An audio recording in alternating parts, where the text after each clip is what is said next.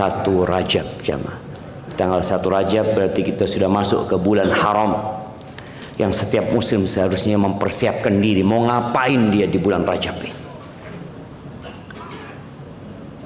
Ada banyak hadis yang berkaitan dengan fadail Rajab, tapi sebagaimana dinukilkan oleh para ulama dari ahli hadis seperti Al-Imam An-Nawawi dan yang lainnya, bahwa tidak ada hadis yang sahih yang berkaitan dengan keutamaan bulan Rajab selain bulan Rajab adalah bulan haram, bulan yang harus diagungkan dan dimuliakan.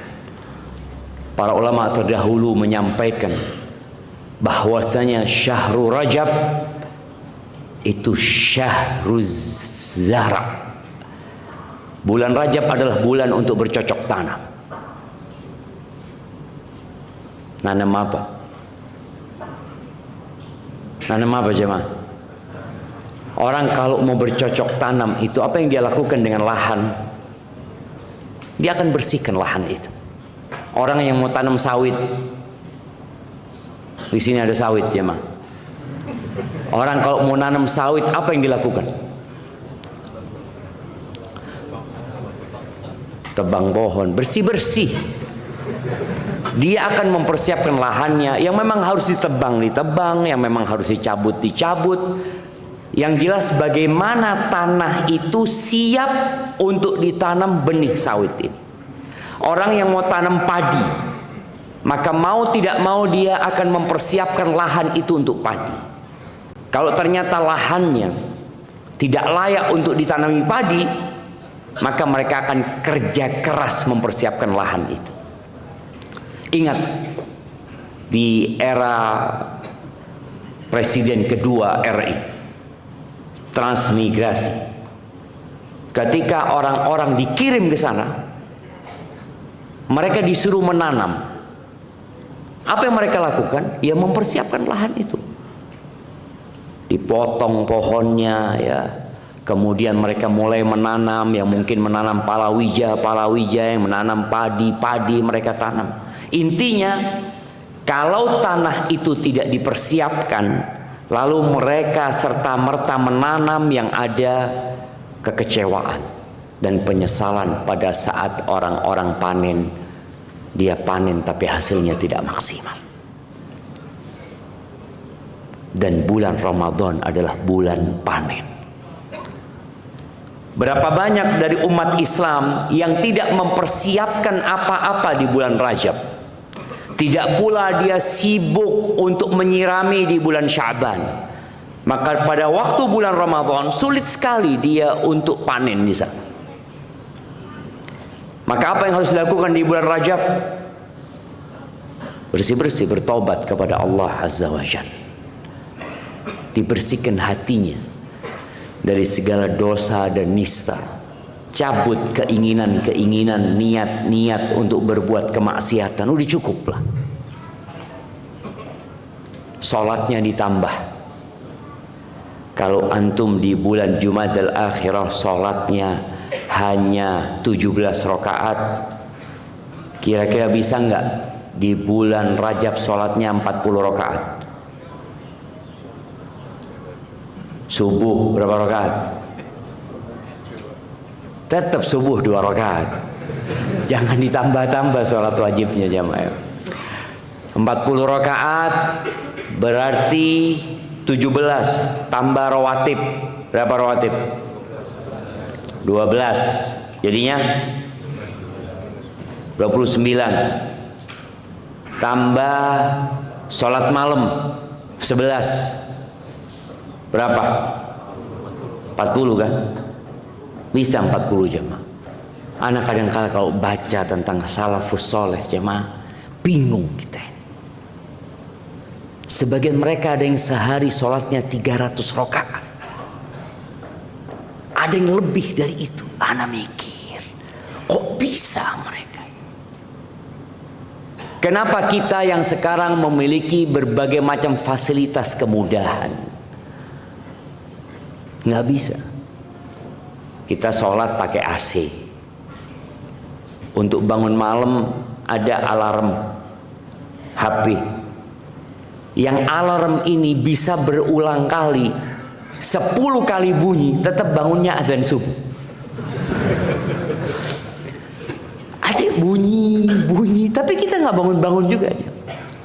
Yang mengingatkan kita akan masuk waktu duha, waktu syuruk, mengingatkan kita akan masuk waktu zuhur. Subhanallah, kemana-mana Allah mudahkan, tapi ternyata masalahnya tadi, lahannya belum dipersiapkan. Sebagian kita masih sibuk dengan dunia. Allah mengatakan, bal tu'thirunal hayatad dunya. Kalian lebih mementingkan kehidupan dunia. Semua ujung-ujungnya duit yang dicari. Semoga Allah menyelamatkan kita dari fitnah ini. Di bulan Rajab tambah sholatnya, puasanya tidak ada sholat khusus di bulan Rajab, tidak ada puasa khusus di bulan Rajab, tapi tambahlah ibadah di bulan haram ini. Puasa Senin Kamis. Kalau kita puasa Senin Kamis berarti bulan Rajab dapat berapa hari? 8. Dapat 8. Kalau puasa Daud dapat 15 hari. Baik, anggap puasa Daud dapat 15 hari. Nabi SAW model puasa beliau, kata Aisyah radhiyallahu taala anha, kana yasum hatta naqul la yuftir. Beliau itu kadang-kadang puasa aja. Sampai kita mengatakan Nabi nggak berbuka-buka ini. Artinya puasanya bukan ada jedahnya, enggak. Senin puasa, Selasa puasa, Rebu puasa, Kamis puasa, Jumat. Tapi nanti tahu-tahu beliau nggak puasa berhari-hari seperti itu. Tapi ketika masuk bulan Sya'ban, nih kalau kita bicara persiapannya di Rajab, ketika masuk bulan Sya'ban, kana sallallahu alaihi wasallam yasumu Sya'ban kullah. Beliau di bulan Sya'ban puasa full jemaah. Di riwayat lain dikatakan kana yasumu Sya'ban illa qalila. Sedikit beliau tidak puasa.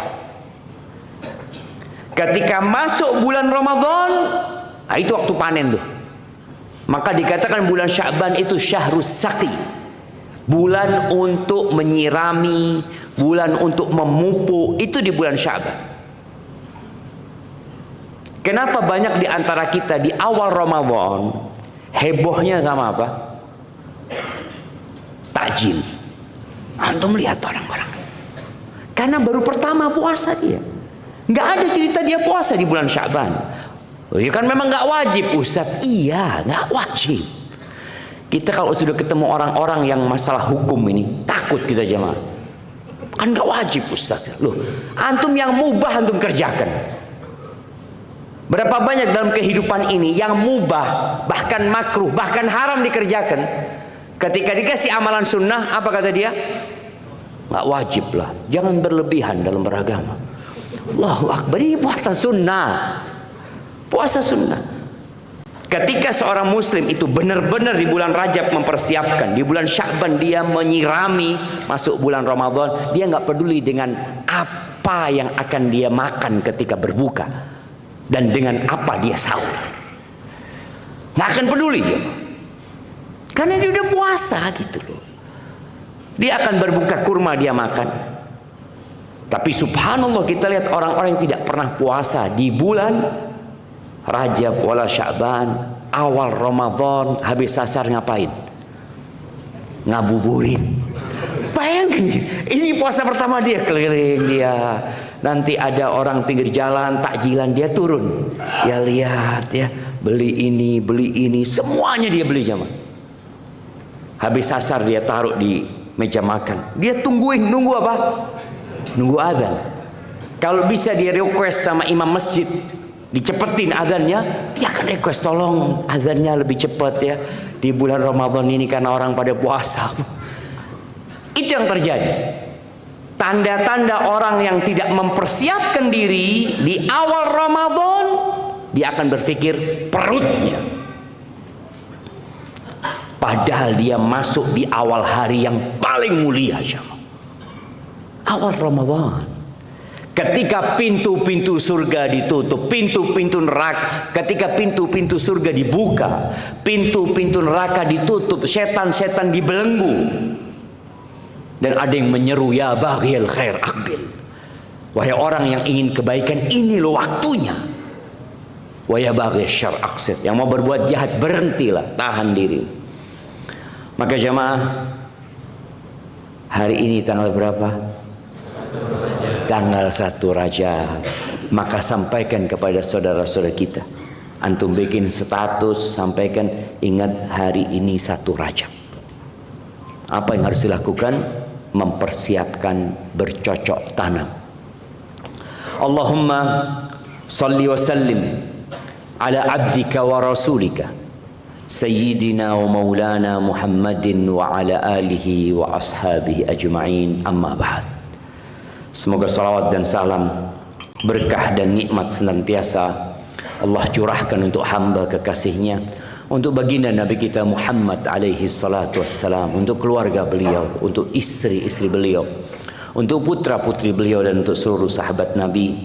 Semoga Allah meridhai kita bersama mereka. Amma ba'd. Iya, ana mau kasih hadiah. Bismillah. Semuanya ini jamaah, sama jam ini sekalian, bagus nih jamnya insyaallah. Nah, apalagi yang buat, yang mau kasih hadiah buat yang nggak pernah kena musibah dalam hidup ini. Mau ditambahin hadiahnya? Ini bagus ini juga, nggak apa-apa, kita kasihkan. Siapa yang dalam hidup ini tidak pernah kena musibah?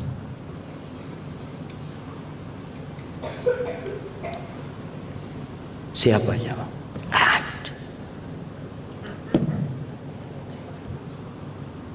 Tapi kadangkala kita sampai hari ini tidak sadar-sadar dengan musibah yang Allah berikan kepada kita. Di surat Ali Imran ayat 186,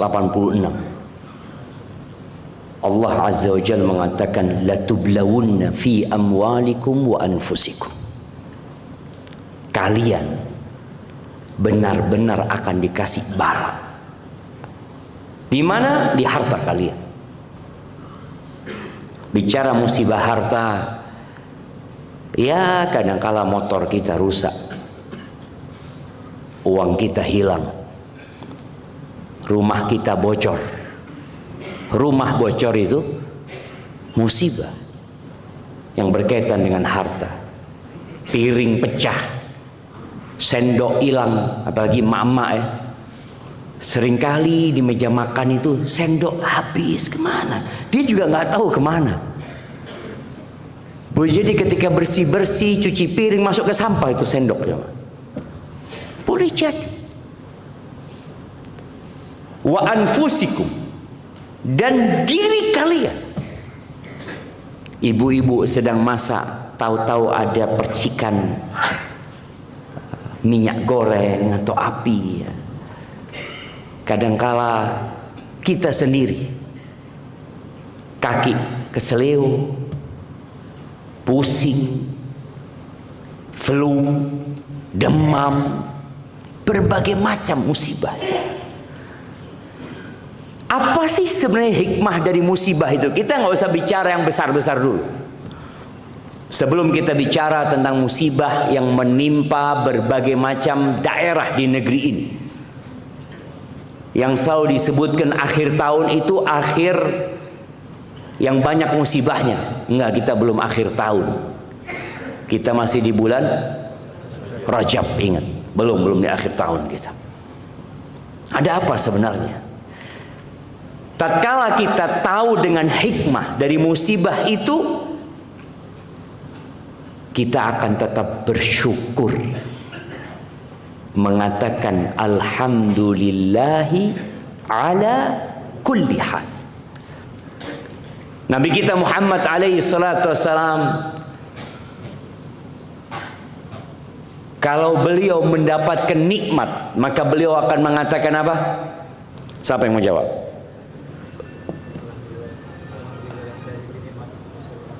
Alhamdulillahilladzi bi ni'matihi tatimmu shalihat.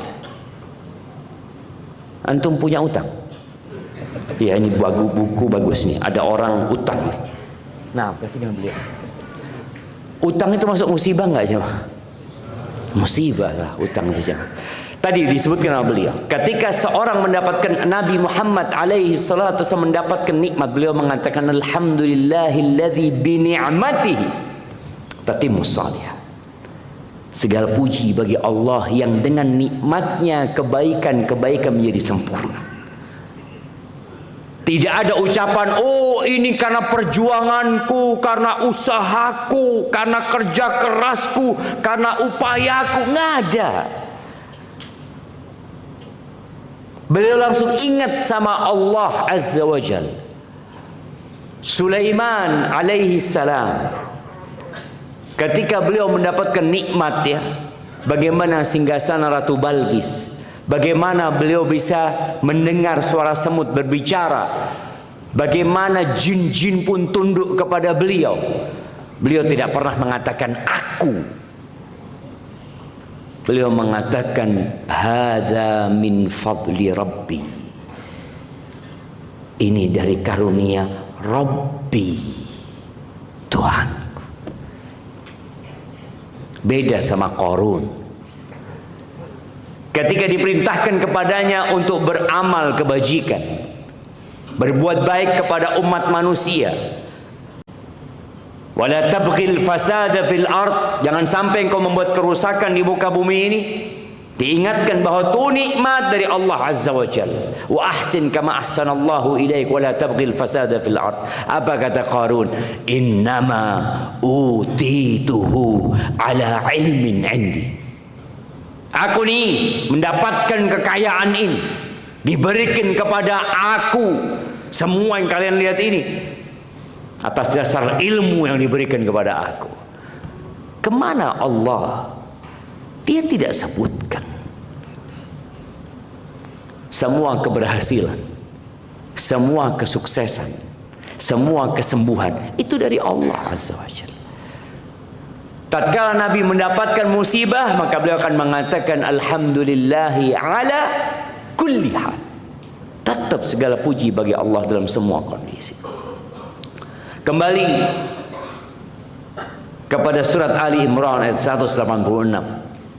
Ketika Allah membuat keputusan, yang keputusan Allah tidak dirubah, kalian benar-benar akan diuji. La tublawunna fi amwalikum wa anfusikum wa la tasma'unna minal ladzina utul kitaba min qablikum wa minal ladzina asyraku adan katsira. Dan kalian benar-benar akan menyimak, akan mendengarkan, akan mendapati dari orang-orang kafir, dari kalangan ahlul kitab, dari orang-orang Yahudi dan Nasrani, dan dari orang-orang musyrikin. Apa yang kita akan dengar dari mereka? Gangguan yang banyak. Adan katsira.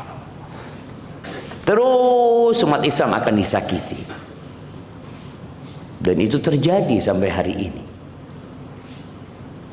Apa solusinya?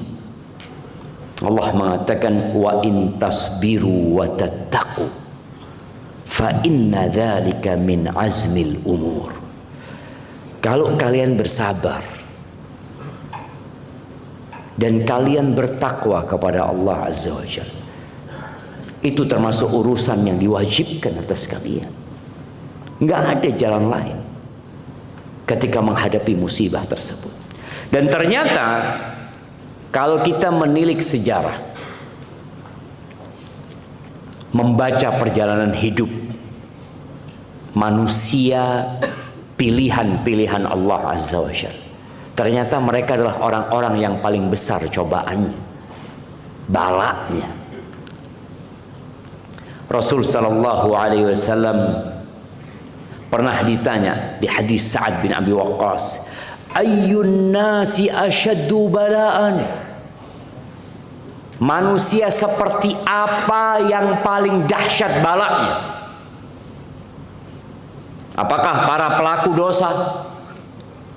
Apakah orang-orang musyrikin? Apakah para penyembah berhala? Kata Nabi SAW, asyaddun nasi bala'an al-anbiya. Orang yang paling dahsyat cobaannya adalah para nabi. Wallah jemaah. Orang yang paling Allah cintai itu adalah orang yang paling dahsyat balanya. Antum mau milih mana sekarang? Dapat bala apa dapat nikmat? Jemaah, kayaknya nikmat lah Ustaz. Tapi ternyata orang yang paling dahsyat balanya itu para nabi. Kemudian siapa? Tsummal amsal fal amsal. Kemudian yang mirip sama para nabi, yang dekat sama sifat-sifat para nabi, para pewaris nabi, orang-orang yang bertakwa kepada Allah Azza wa Jalla. Ya Allah, kalau antum membaca tentang Imam Bukhari, yang sampai hari ini kita membaca hadis-hadisnya, rawahu al-Bukhari, rawahul Bukhari. Kalau antum membaca tentang Imam Syafi'i rahimahullah, yang madhabnya sampai saat ini digunakan di berbagai negeri, dikatakan ini madhabnya Imam Syafi'i, ini pilihannya Imam Syafi'i, antum akan lihat dahsyatnya cobaan mereka. Imam Bukhari itu jamaah diusir, jamaah mati di jalan. Imam Bukhari itu jamaah. Imam Syafi'i itu pernah dibawa, ditahan di penjara gara-gara fitnah yang ada dan disebarkan. Itu para imam. Kita, wallah kita takut nikmat-nikmat itu disegerakan di dunia, sehingga di akhirat kita nggak dapat lagi itu nikmat. Maka kalau bicara bala, orang-orang yang dekat dengan para nabi. Yubtala ar-rajulu ala hasabi dinihi. Orang itu dikasih bala sesuai dengan kadar keagamaan, keimanannya. Fa in kana fi dinihi salabah zida salabatan. Kalau ternyata agamanya kokoh, diperkuat bala yang diberikan kepada dia. Selalu ada pertanyaan, kenapa Ustaz setelah saya hijrah kok banyak sekali ujian? Ya karena imanmu tambah kuat. Allah berikan itu bala. Coba bala itu diberikan kepadamu sebelum engkau hijrah, mungkin hidupmu akan semakin jauh dari ketaatan kepada Allah Azza wa Jalla.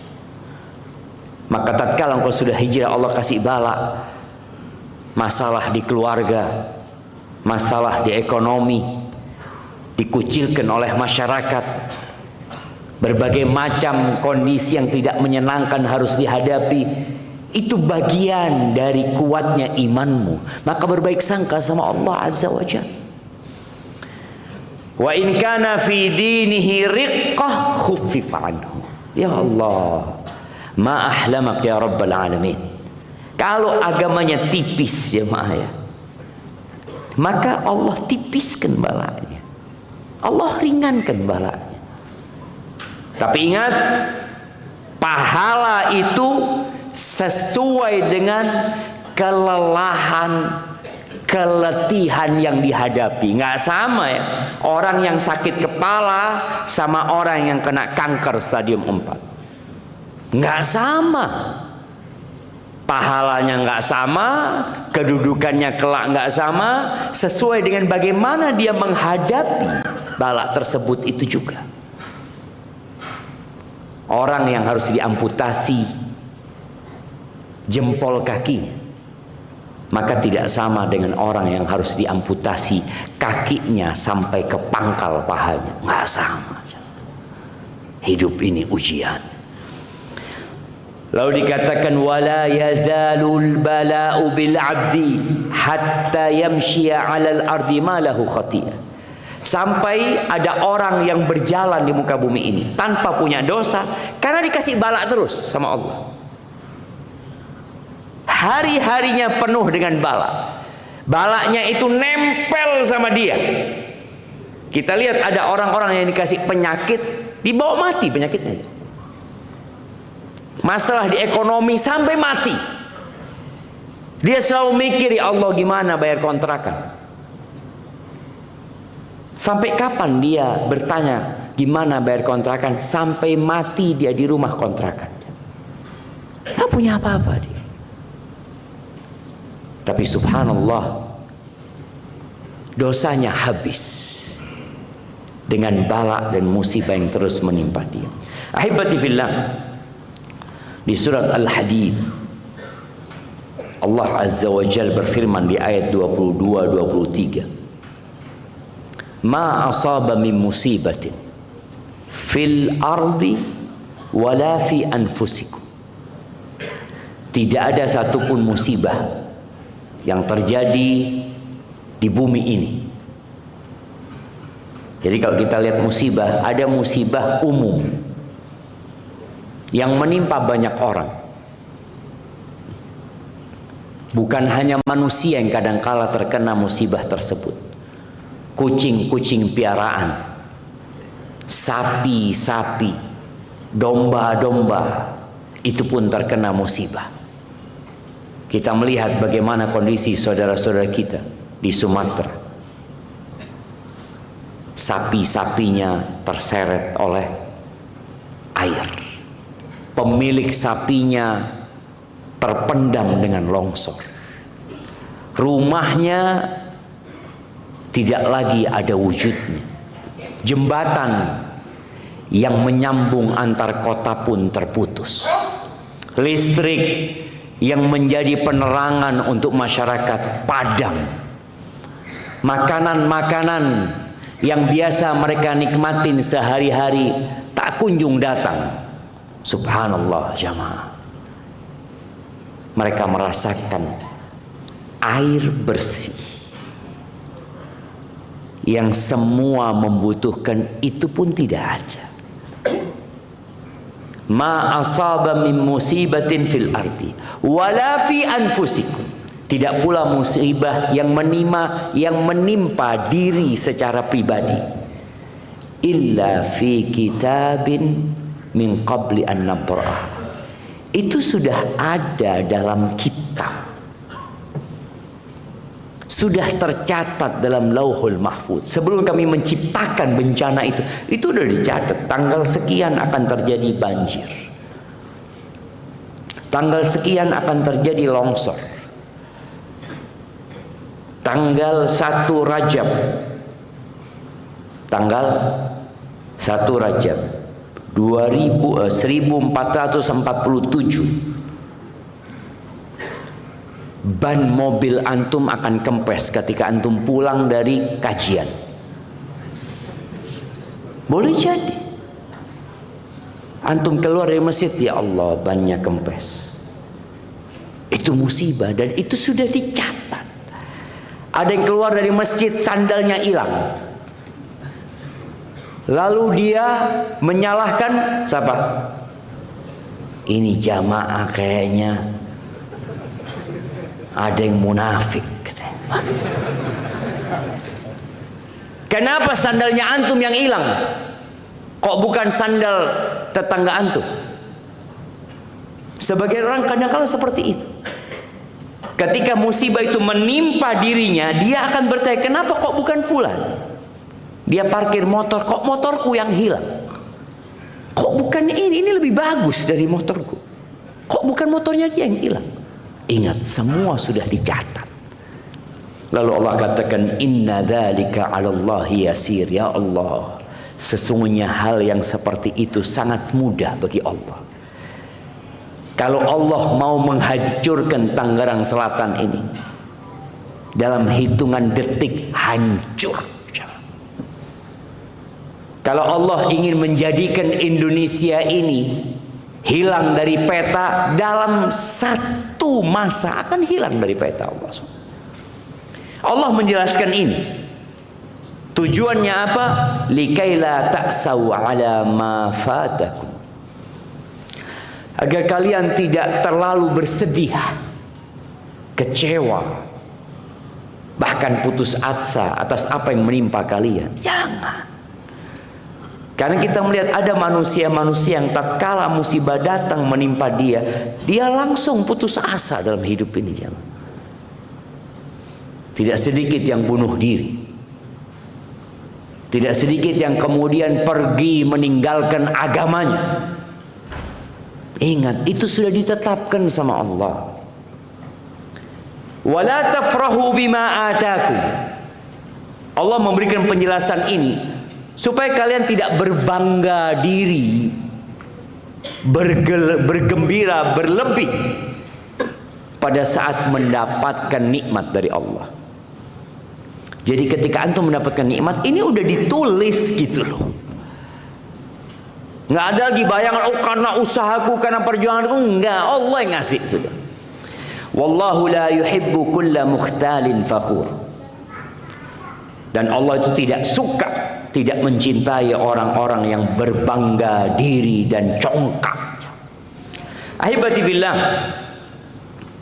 kita akan detailkan satu persatu hikmah dari musibah itu, agar supaya kita nih yang semua kena musibah tahu diri, sehingga dia mengerti tentang apa yang harus dilakukan. Yang pertama, untuk mewujudkan penghambaan kita kepada Allah. Antum itu hambanya Allah apa hambanya kesenangan? Ta'isa abdud dinar, ta'isa abdul khamisah, ta'isa abdud dirham, ta'isa abdul khamisah. Kata Nabi SAW, celaka, sengsara, melarat hambanya dinar, hambanya perak, hambanya model. Celaka orang-orang yang ada dalam benaknya duit, duit aja, harta saja. Semua pekerjaan dia, gerak-gerik dia hanya untuk harta. Celaka nih orang ini. Makanya bala itu datang untuk mewujudkan penghambaan manusia kepada Rabbul Alamin. Karena tadi banyak manusia yang menghamba kepada hawa nafsunya, bukan hambanya Allah sebenarnya dia. Ya kalau lihat lisannya, lihat statusnya, lihat komentarnya, seakan-akan dia adalah hamba Allah yang paling bertakwa. Di sini Allah berikan bala kepada orang. Apakah benar dia hamba Allah atau hamba kesenangannya? Allah berfirman di surat Al-Hajj ayat 11, wa minan nas man ya'budullaha ala harf. Ada di antara manusia itu yang beribadah, yang menyembah Allah di pinggiran, jamaah. Di pinggiran.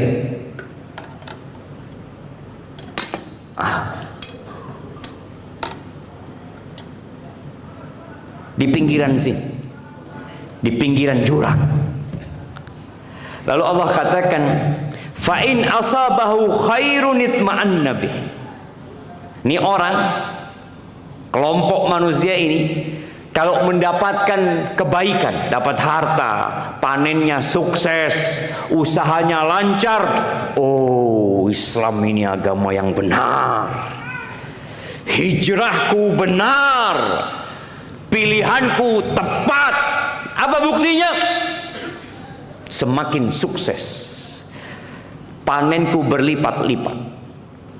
Ada orang-orang yang beribadah kayak gitu. Wa in asabathu fitnah inqalaba ala wajhihi. Tapi kalau dia dapat bala, coba kita lihat ini, kok nggak jatuh jemaah. Tapi kalau ternyata dia dapat fitnah, dapat cobaan, gagal panen, setelah hijrah usahanya berantakan, istri gugat cerai, orang tua pun tidak menyukai anaknya, maka dia nggak percaya lagi sama hijrahnya. Dia kecewa sama agamanya.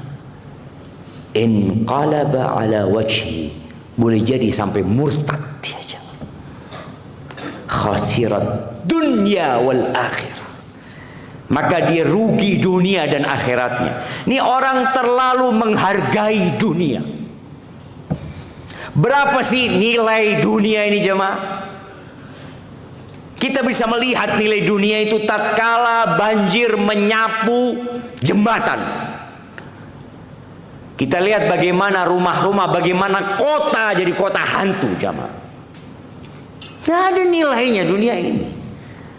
Kenapa yang ada dalam benakmu adalah harta, kesenangan dunia?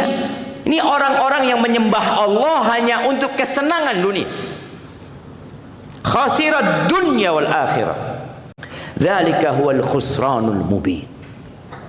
Itulah kerugian yang nyata. Jadi ingat, bala itu hadir untuk memastikan penghambaan kita kepada Allah. Apakah benar-benar kita hijrahnya karena Allah atau karena urusan dunia? Karena kita lihat ada sebagian orang yang hijrah itu ketika kena musibah. Sakit terus menerus, lalu dikasih tahu sama kawannya, mungkin engkau terkena ini karena kerjaanmu itu tidak jelas. Engkau kerja di lembaga riba, lalu akhirnya hijrah jemaah. Hijrah tambah parah cobaannya jemaah. Aduh, kayaknya salah hijrahnya ini. Maka kadang-kala dia berpikir untuk balik. Itu hikmah dari musibah. Maka kalau kita lihat di awal surat Al-Ankabut, insyaallah Allah Azza wa Jalla mengatakan ahasiban nasu an yutraku an yaqulu amanna wa hum la yuftanun. Apakah manusia mengira dengan mereka menyatakan kami beriman, lalu mereka tidak difitnah, tidak dikasih bala? Walaqad fatanna alladhina min qablihim fala ya'lamanna Allahu alladhina sadaqu wa la ya'lamanna al-kadhibin. Kata Allah, kami benar-benar telah memberikan bala kepada orang-orang sebelum mereka, sehingga benar-benar nampak siapa yang beriman dan siapa yang pura-pura beriman. Antum lihat ya, tukang-tukang sihir Fir'aun. Mereka baru mengatakan amanna bi Rabbi Harun wa Musa, kami beriman dengan Tuhannya Nabi Harun dan Musa. Saat itu juga Allah langsung kasih bala. Nggak nunggu 2 hari, nggak nunggu 3 hari, nggak nunggu sebulan. Di saat yang sama mereka menyatakan keimanan, Fir'aun langsung mengancam, aku akan bantai kalian, aku akan cincang kalian, aku akan potong kaki kalian dan tangan kalian secara silang. Wala usallibannakum ajma'in, aku akan salib kalian semuanya di pohon-pohon kurma. Apa kata tukang-tukang sihir Fir'aun yang sebenarnya mereka cinta sama dunia? Sama. Tapi ketika iman menyapa, mereka mengatakan kepada Fir'aun, faqdi ma anta qadir, Innama taqdi hadhil hayatad dunya. Silahkan kau putuskan Fir'aun. Apa yang kau hendak putuskan, silahkan. Engkau hanya akan memutuskan urusan dunia ini. Kalau engkau tidak membunuh kami, kami akan mati. Karena mati itu sebuah kepastian. Sebuah kepastian. Allah akan mematikan kami. Mereka bisa seperti itu, jemaah. Maka tadi musibah datang benar-benar untuk mewujudkan pengabdian kita kepada Allah. Yang kedua, bala dan ujian serta musibah datang sebagai persiapan untuk mendapatkan sesuatu yang lebih dari Allah Subhanahu wa taala. Bisakah anak SD pindah ke SMP tanpa ujian? Nggak bisa lah. Tapi bisakah antum kuliah tanpa memiliki ijazah SMA? Nggak bisa. Jadi memang proses itu, ujian hadir untuk mempersiapkan antum. Maka Imam Syafi'i pernah ditanya, ayyuhuma afdal, mana yang lebih utama? As-sabr, kesabaran, awil mihna awil tamkin, kesabaran atau ujian atau kedudukan. Maka beliau mengatakan at-tamkin darajatul anbiya. Kedudukan itu adalah derajatnya para nabi. Wala yakunu tamkin illa ba'dal mihna. Dan enggak ada orang yang dikasih kedudukan kecuali setelah dapat ujian. Enggak ada. Emangnya tadi para nabi Allah berikan kepada mereka kedudukan yang tinggi langsung dikasih. Lahir langsung dikasih? Enggak, jemaah. Nabi Isa alaihissalam lahir langsung dapat bala. Dikatakan anak zina. Bayangkan, jemaah. Lahir langsung dapat sebutan anak zina dari orang-orang Yahudi. Nabi kita Muhammad alaihissalam lahir langsung bapaknya nggak ada. Ditinggal mati ibunya, ditinggal mati kakeknya. Terus ujian itu. Maka Imam Syafi'i mengatakan itu derajatnya para nabi. Dan orang tidak akan mendapatkan kedudukan itu kecuali setelah ujian. Fa'idam tuhina sabar. Ketika dikasih ujian, disinilah dia akan bersabar. Dan ketika dia bersabar, baru dikasih kedudukan. Jadi musibah-musibah yang menimpa itu adalah proses naik tangga. Yang namanya orang naik tangga sampai atas biasanya ngos-ngosan. Mana yang lebih utama? Kalau antum mau naik ke gedung 100 tingkat, berapa tingkat? Mana yang lebih enak buat antum? Naik lift apa naik tangga?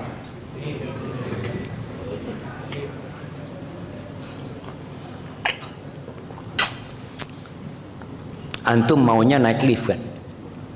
Ketika sampai ke lantai 100, antum merasakan capek dan lelah? Enggak. Setelah itu sampai lantai 100, tahu-tahu ada kawan antum. Setelah 2 jam kemudian dia sampai ke lantai 100.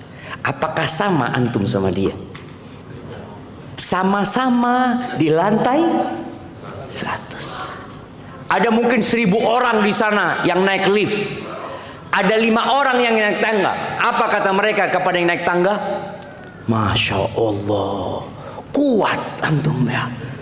Bisa antum ya, kata dia. Itulah jamaah. Nggak sama kedudukan yang didapat dengan perjuangan dengan kedudukan yang didapat dengan kenyamanan. Bukan kedudukan kalau itu jamaah. Maka tadi Imam Syafi'i menyebutkan, antum harus diuji.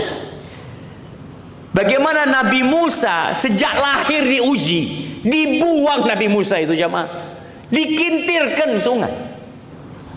Sejak kecil seperti itu. Lalu setelah itu proses ya, musibah itu datang kepada Nabi Musa, beliau harus pergi berjalan kaki entah kemana, nggak tahu, nggak kenal sama siapa-siapa, sendirian beliau. Akhirnya menggembala kambing berapa tahun? 10 tahun gembala kambing. 30 tahun hidup di istana Fir'aun. Allah kasih bala. Karena Allah mau mengangkat derajatnya Nabi Musa. Nggak bisa diangkat kalau ada di istananya Fir'aun. Ya harus keluar. Harus merasakan lapar beliau. Harus merasakan panasnya terik matahari.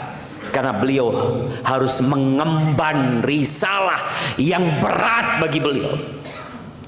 Nabi Yusuf alaihissalam, bagaimana Allah berikan kepadanya musibah. Saudara-saudaranya sendiri jemaah. Antum kalau disakiti sama Yahudi umpamanya, ya memang kita tahu mereka nggak suka sama kita. Ternyata yang nyakitin antum ini abang antum sendiri, kakak antum sendiri. Kalau dalam urusan keluarga kita biasanya apa? Urusan warisan. Warisan nggak dikasih-kasih sama abang anak Ustaz. Ya, itu terjadi. Nabi Yusuf mau dibunuh sama abang-abangnya jemaah. Mereka sepakat bagaimana Yusuf harus keluar dari rumah ini. Uqtulu Yusuf, bunuh Yusuf, kata mereka. Bayangin gimana nih adik yang kecil, tahu-tahu dibuang ke sumur. Setelah dibuang dijual. Bapaknya Nabi Yakub dapat ujian, anak yang paling dicintai hilang jamaah, sampai buta. Ya memang itulah. Kita harus capek dan lelah dalam menghadapi musibah. Tapi di balik itu hikmahnya antum akan dapat kedudukan jamaah. Gimana? Antum mau dapat musibah? Atau enggak? Antum enggak pun tetap dapat musibah jamaah. Kita enggak bisa. Makanya di awal muqaddimah ana sampaikan pasti antum dapat ujian. Tinggal bagaimana menyikapinya. Itu aja yang harus kita lakukan. Ya kan kita bisa Ustaz doa minta supaya tidak terkena musibah. Doa, iya, diperintahkan tiap pagi kita doa. Allahumma inni as'aluka al-afwa wal-afiyah fid dunya wal akhirah. Allah minta selamat ya Allah. Tapi sudah menjadi ketetapan Allah. Allah tidak menjadikan dunia ini seperti surga. Bisa antum minta sama ya Allah, anak ingin ya Allah makanan terbetik di hatiku saja, makanan sudah datang ya Allah. Nah, itu di surga.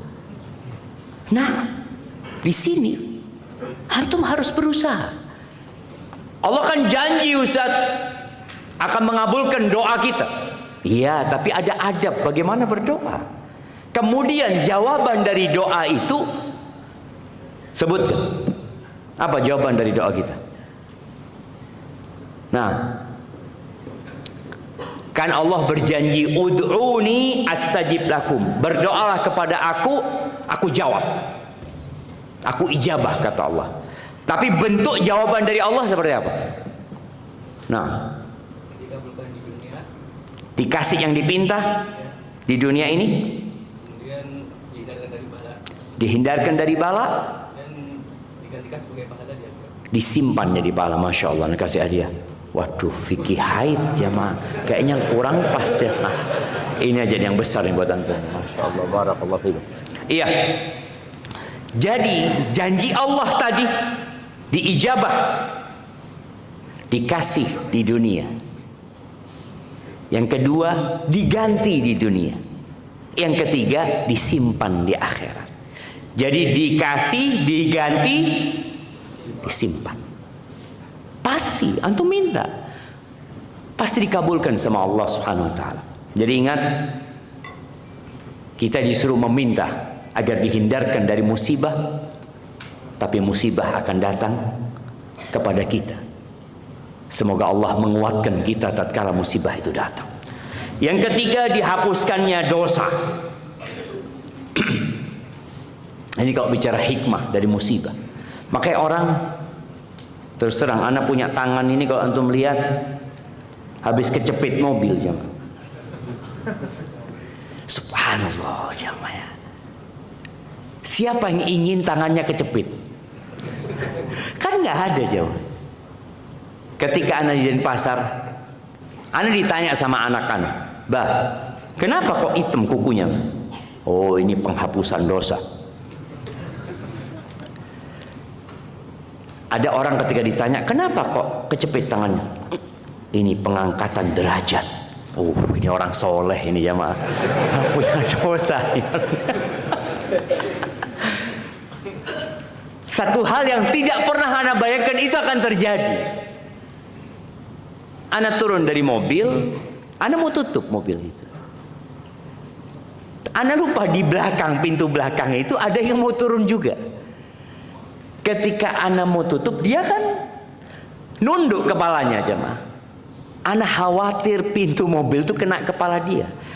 Akhirnya Anda mau tahan. Ternyata Anda nutup terlalu keras. Kecepitlah.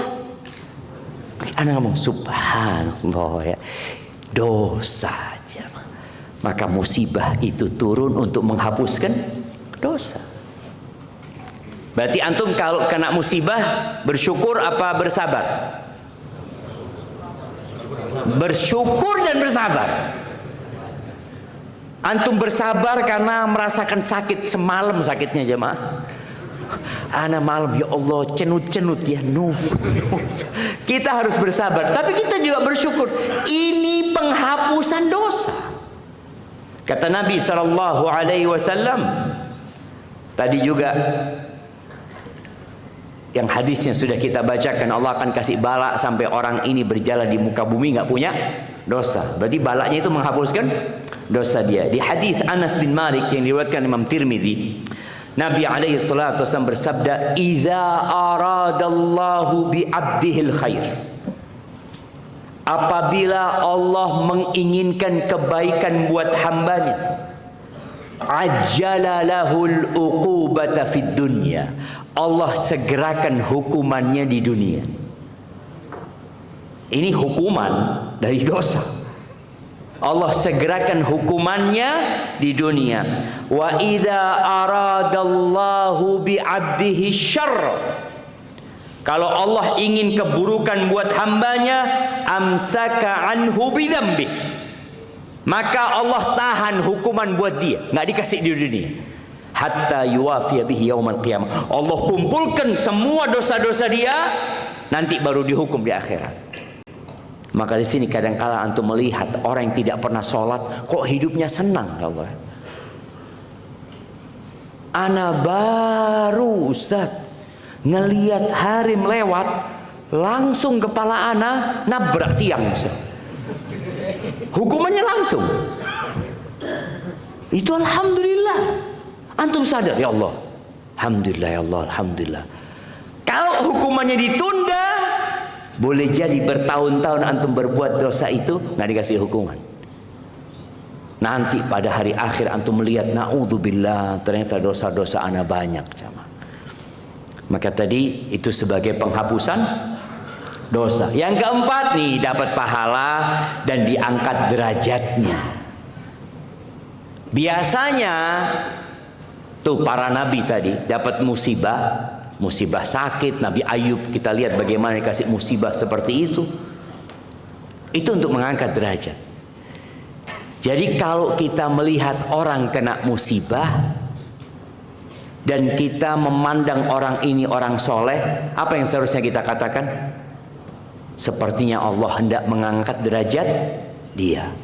Jangan sampai untuk mengatakan, kayaknya orang ini punya dosa tersembunyi kayaknya. Loh, apa urusan antum sama dia? Kita itu menghukumi orang dengan zahirnya.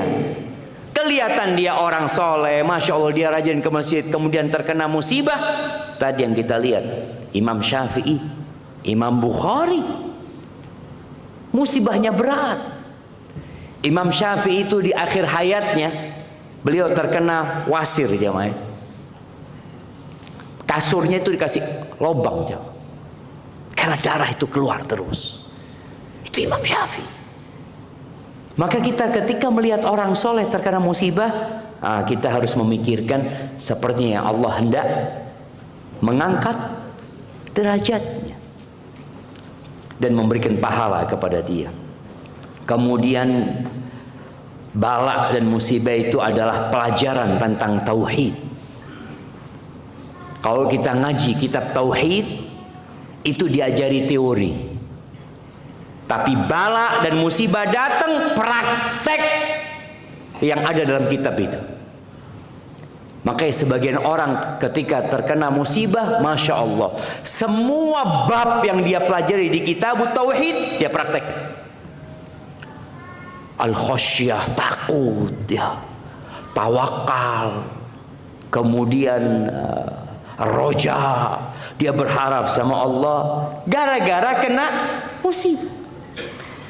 Allah hendak mempertontonkan kepada kita bahwa engkau adalah hamba yang lemah. La haula wa la quwata illa billah.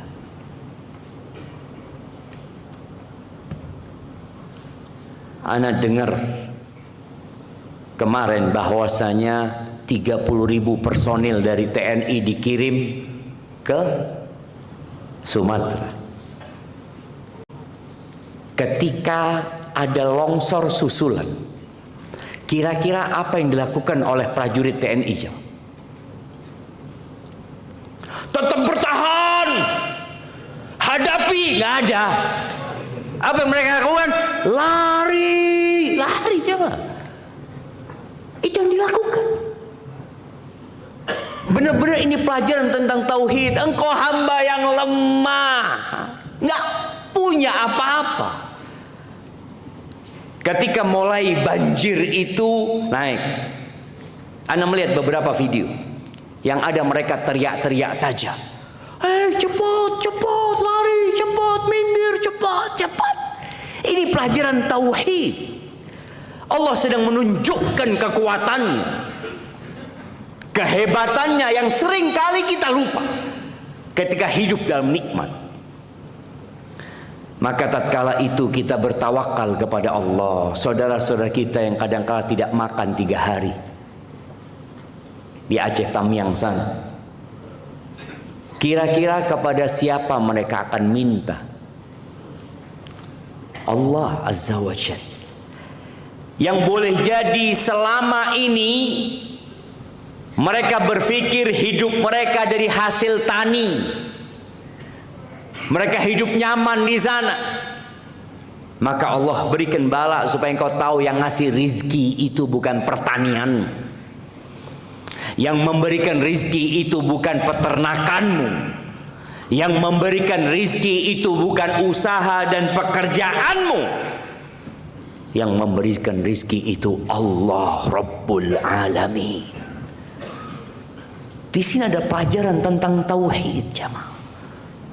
Orang akan berlepas dari semua kekuatan dia.